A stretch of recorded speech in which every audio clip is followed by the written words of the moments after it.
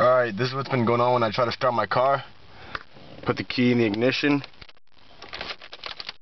Put it to the on. All the lights come on. Try and start it.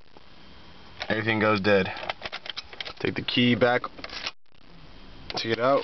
Put it in. Ignition. Try to start it.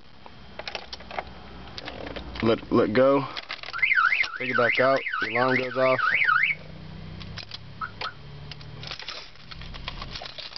Bring the key back in. Turn the start.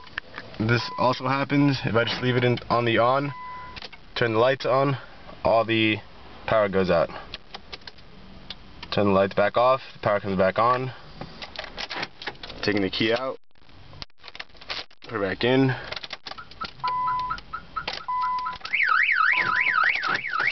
Alarm goes off. Turn it off.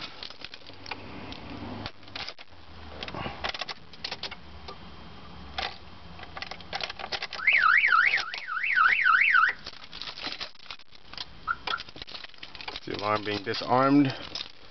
Try it one more time.